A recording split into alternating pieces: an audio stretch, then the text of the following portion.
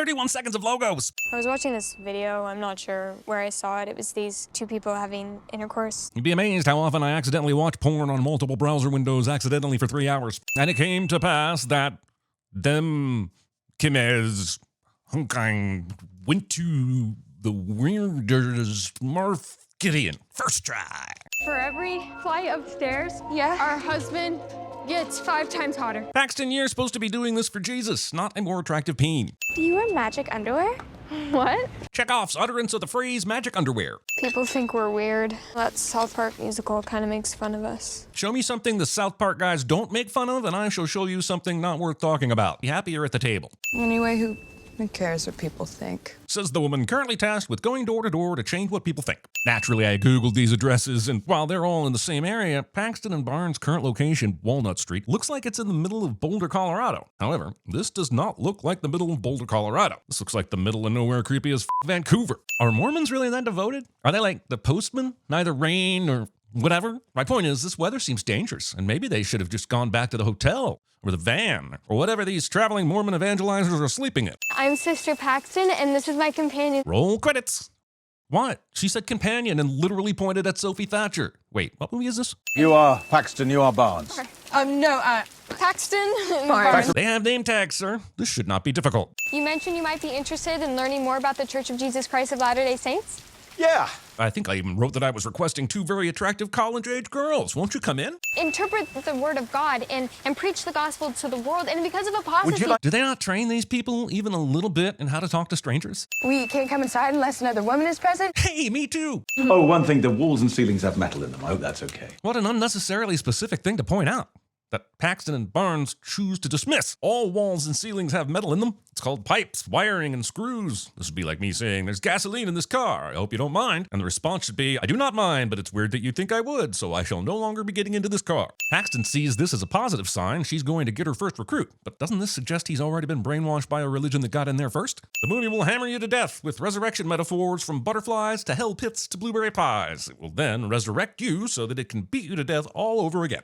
My wife is being shy. She'll have to be in the room with us, too. Something that will not happen, and a thing that you choose to enforce in the weakest possible terms, which is handy because Reed's plan is pretty f***ed if you insisted on this at any point in the first act. I think it is good to be religious. Citation needed. Sometimes it feels like maybe religion isn't at the center of culture anymore. Some might say that it has drifted pretty far right of center. What is the one true religion? I'm pretty sure it's alcohol. When I die, I want to come back as a butterfly, just to follow around the people I love. Not realizing how annoying that would be for the people you claim to love. Also, if your loved ones get into a car, you're pretty screwed as far as following them. So they know it's me. That's sweet. Apologies, that is a foible of the house. The fact that it times itself to dramatically punctuate sentences? The word of wisdom forbids caffeine and alcohol, doesn't it? Well, it doesn't specifically mention soda. With that logic, you can justify all sorts of combinations that aren't specifically mentioned in the book. I'll take a caffeine as long as it's in soda, vodka as long as it's in tonic, and fornication as long as it's in German. Also, this reminds me of the time my Mormon buddy came over for dinner back in the early aughts. He turned down a glass of wine, but absolutely snarfed the steak and ale stew I made us, because apparently all the alcohol had been burned off through the cooking process. Coincidentally, this is when my respect for religion started to be burned off through the justify whatever the f*** you want for the sake of convenience process. How do you feel about awkward questions? I love them! I'll start. How long do you think I'll let the Jell-O sit in my underpants before I break down and eat it? A drum roll, please. Ladies. What kind of a damn psycho does a drum roll on their tummy? How do you feel about the concept of a man having multiple wives? Pretty grossed out, but I don't think it would make an excellent trashy reality show. A man having plural wives meant more babies to help the community grow. So early Mormons were just terrible at math then? One man with 12 wives or 12 men with one wife each can make the same amount of babies. If all 12 get pregnant, whether by a single man or 12 separate husbands, they're all out of commission from baby making for at least a year. No. With great power comes great responsibility. Spider-Man. Voltaire. Damn straight, although I had no idea Uncle Ben's last name was Voltaire. If revelation by God is filtered through man, and man is flawed and man sins and man lies, then how do we know any of it's true? Preach it! We know it's true because of how it makes us feel. Aha! Why don't we talk about Taco Bell? Well, I can't speak for the girls, but for me, it's court ordered. The last thing I wanted to do was find the one true religion, but unfortunately I did. Oh, he watched Flash Gordon.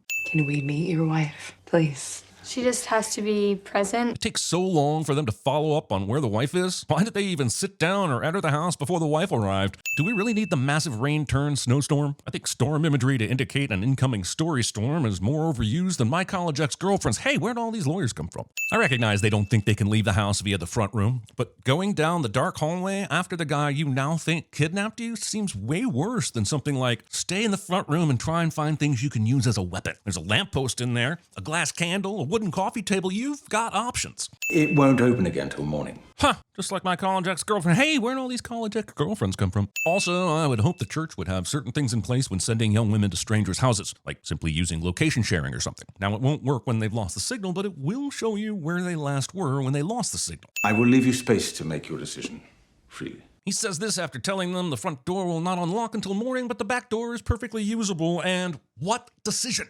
I've wanted you to think about the things that you believe just because somebody asked you to believe them. Even the Louisiana Purchase? I wasn't around to see that shit, so I just have to take the word of the people who told me it happened. Honestly, there's a lot my teachers asked me to believe, and you're throwing it all in doubt. It's like a church in here. Did you build it yourself? My wife built it. And I'll never know how she managed to time that water thing to empty itself during dramatic pauses. She's quite the genius. Doesn't look like this goes outside. I mean, sometimes you have to go further inside before you get to the outside. I learned that from sex. But yeah, you guys are screwed. This list shows us that Paxton and Barnes haven't signed to say they've completed their chores. But are they the only two people working or volunteering for the church? Why are they doing all the chores? Didn't you just say a moment ago that you saw the outside of my house? So then you clearly saw that the back of my house overhangs a hill. What the kind of logic is that? Sure, they saw the front of your house, but why would they do a perimeter check? Wait, they should totally do a perimeter check when going to strangers' houses. He's converted me, demon! Oh, now she's looking around for weapons. They say over 1 billion people have played Monopoly, but I'm guessing that only a fraction of that billion have actually finished it. Which is ironic, considering how many marriages Monopoly has finished. What do games have to do with us leaving? Everything. No two characters have ever waited this far too long to panic than Sisters Barnes and Paxton. The fear of committing copyright heresy means we can't play it, but the movie gives the impression that The Air That I Breathe by the Hollies ends on an ominously discordant mid-word breathe, when it actually fades out in a very anticlimactic fashion. It will make your stomachs sink a little and your hearts beat faster. Wait, what happened to We Don't Talk About Taco Bell? These are all iterations of the same source material. The MCU. I will not accept that you stand there and tell me that you've never heard The Air That I Breathe by the Hollies, when I know that you have heard Creep by Radiohead. And I will not accept that you believe two women who were born a solid 10 years after Creep came out must have heard it. Judaism is the OG monotheistic religion, which should by a wide margin have the most number of practicing members. Just because it's the oldest? By that logic, we should all be driving Ford Model Ts, or still be using those giant phones from the 80s, just because they came first. Later iterations are more popular for a reason. We like shiny things. Are we talking about religion or board games or music? You're talking about religion, are you f***ing stupid? I'm telling you, old Hugh Grant playing a villain is some god-tier shit. I'm removing 3 f***ing sins, if only because I just remember how amazing he was in Paddington 2. Can you imagine thousands of years from now people accepting Jar Jar as a significant religious figure? My friend, we barely had to wait 20 years after the release of The Phantom Menace before Darth Jar Jar became a thing. Anything can be a religious figure given the will of the people and an upvoted Reddit thread. Jar Jar, excuse me. On-screen proof that Hugh Grant has seen not even 5 seconds of Jar Jar footage. If God is real and he watches when we and he has such a fragile ego that he only helps us when we beg him and shower him with praise, and he hates gay people for being what he made them to be. Ignoring the possibility that God made a bunch of NPCs in the character customization menu of his Earth video game, unleashed him into the world, and has forgotten to check back in. One of these guys has a freaking bird head. Excuse me. While I step over all this broken glass from the stone that was just thrown by the religion who believes a special rock and spectacles were used to interpret the word of God. Sister Paxton, do you still believe in God? Yes. Then let's leave through here. Or, just on the off chance that he is insane and one of these doors does lead to the outside world, how about you take one each? Let's be honest and sincere and let God decide what happens next for us. But she must know that bad shit happens to good people, right? People are kidnapped and murdered all the time and God doesn't intervene. So those people? God will intervene because you're special? What I'm getting at is that you can believe in God and not expect him to protect you when you make dumb decisions. Is he gonna keep us here forever? He'll either have to let us go or kill us. not realizing that killing you is functionally the same as keeping you there forever. If I say magic underwear, that means stab. Okay. Do you maybe want to pick an emergency code word that has less than 5 syllables? This movie has so many interesting and layered perspectives, but then it does basic-ass jump-scary shit like this sudden spider that has nothing to do with, shit. I bet spiders mean something in the Bible, don't they?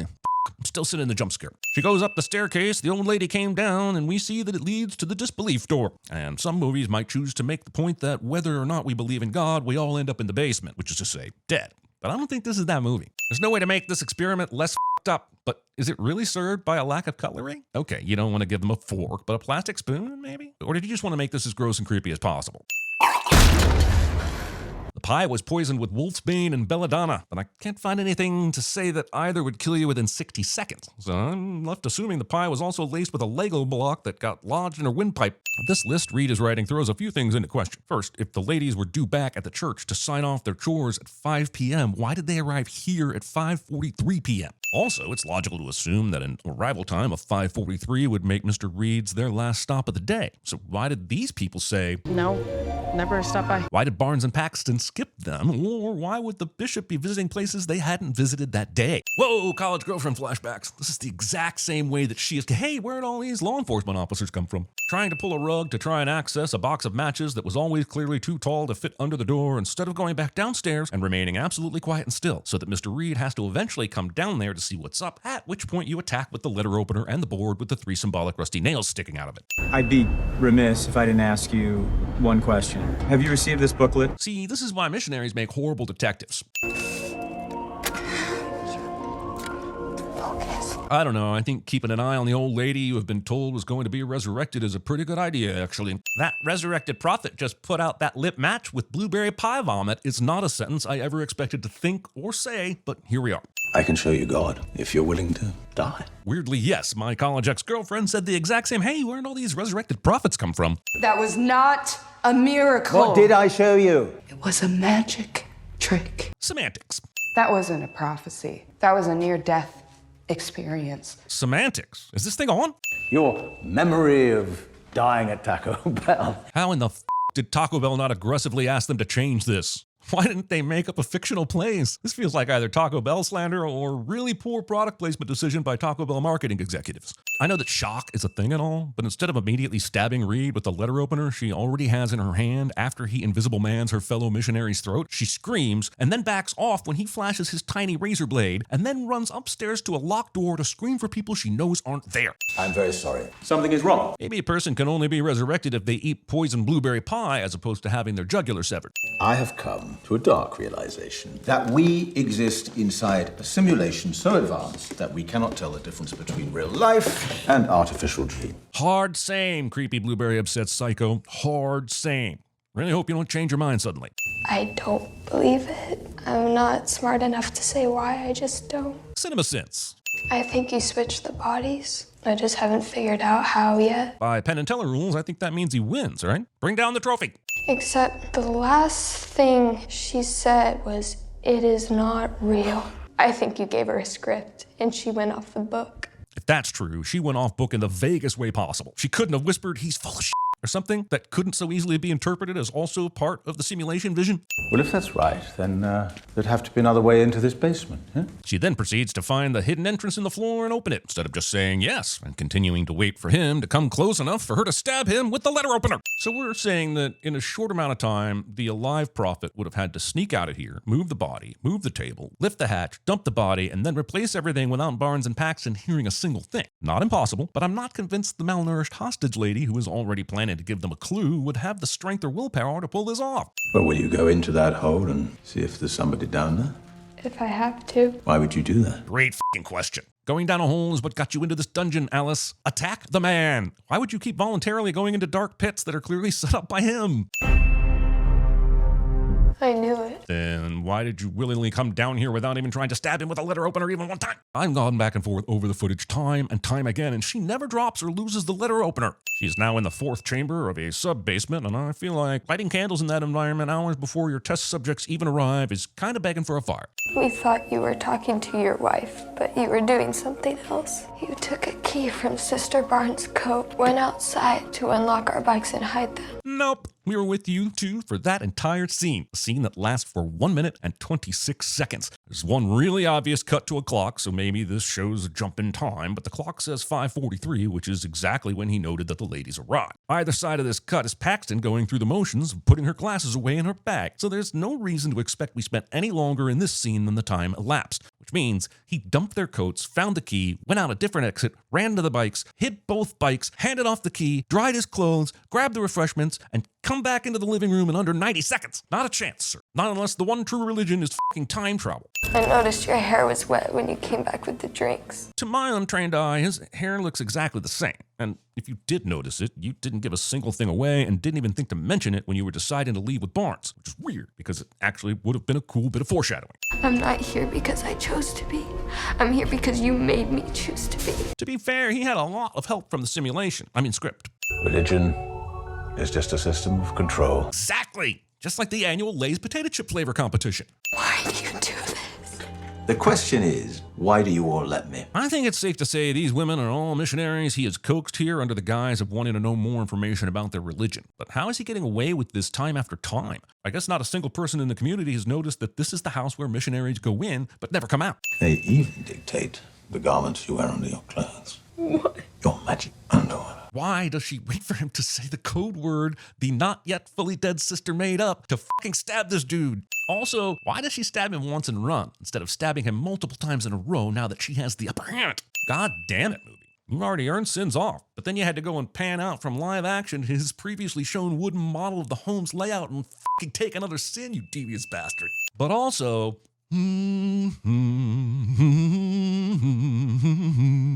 there is a lot of interesting camera work in this movie. I'm not going to remove a sin for it because I just removed a sin for something else. So instead, I will sin all other modern horror movies for not being this creative with the camera, except Lee Winnell films. Those are the exception. He stabs her stomach with the extended tiny razor blade and she keels over like he knifed her in the heart. That wound could be fatal, sure, but she's not going to lose motor function 5 seconds after being stabbed by something that tiny. They divided patients into groups, those who received prayers and those who didn't. The results of the study were conclusive. It doesn't work. But if that's true, so many people are f***ed. I'm grateful for all the trials you've given me in my life. Being happy that God has made your life hard on purpose. I suppose it's a good thing Reed decided it was important to exactly replicate every single element of his house, including this conveniently escape-worthy air vent. It's pretty clear the movie's almost over, and I can't believe they hired Topher Grace to appear in a total of 6 minutes of screen time as an unrecognizable concerned Mormon elder. This movie is so mean that it chooses Sister Paxton, failing to convert this butterfly to Mormonism as its final shot. What did we learn? I guess we learned not to do it again. You mentioned you might be interested in learning more about the Church of Jesus Christ of Latter-day Saints? Good afternoon, good evening, and good night. Who wants to go down the creepy tunnel inside the tomb first? Welcome down here. There's a platinum door. The church's own history corroborates and implies this cynical brainwashing tactic. Yeah, well, you know, that's just like your opinion, man. You think God stays in heaven because he too lives in fear of what he's created? Can you imagine thousands of years from now people accepting Jar Jar as a significant religious figure? The ability to speak does not make you intelligent. It is farce. There is nothing holy here. Your religious text is mere ornament. It's a fake.